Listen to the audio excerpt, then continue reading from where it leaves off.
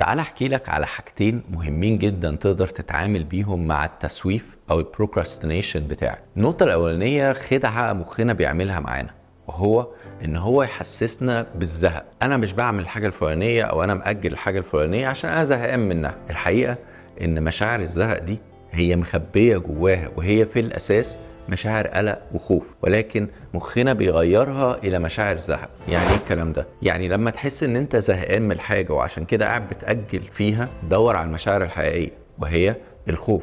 هو انا خايف من ايه؟ هو انا ليه قلقان من الموضوع ده؟ قلقان ان يحصل ايه؟ قلقان من النتيجه؟ قلقان من ازاي هعمله؟ قلقان من ان هو مش مناسب ليا؟ فكر هو ايه اللي قلقك اكتر، مش ايه اللي مزهقك.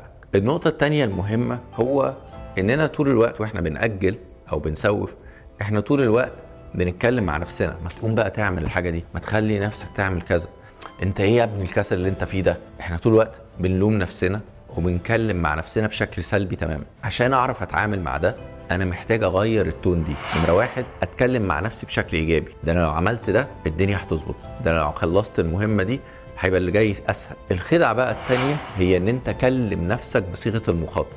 يعني لو انا بكلم نفسي، انا مش هقول يلا قوم لو خلصت الحتة دي الدنيا هتخلص، لا، قوم يا شريف خلص، انت تقدر تخلص الحتة دي، خلص بس الحتة الصغيرة يا شريف وبعد كده هتلاقي الدنيا هتخلص. كلم نفسك باسمك، ولو عندك اسم دلع مفيش مانع تستعمله، بس تكلم نفسك بصيغة المخاطب. ده في السلف توك بيفرق جدا في الموتيفيشن، بيشجع جدا جدا، وده ممكن يسهل اننا نقوم ونتحرك ونبدأ في المهمة بتاعتنا. الفكرتين: اول حاجة الزهق هو في الحقيقة قلق، فلما تحس بالزهق اتعامل معاه على انه خوف او قلق. الحاجة التانية، كلم نفسك باسمك وكلم نفسك بصيغة المخاطب اكتر من انت مجرد بتتكلم مع نفسك وخلاص. جرب كده الطريقة دي وشوف هتفرق معاك ازاي في التسويف.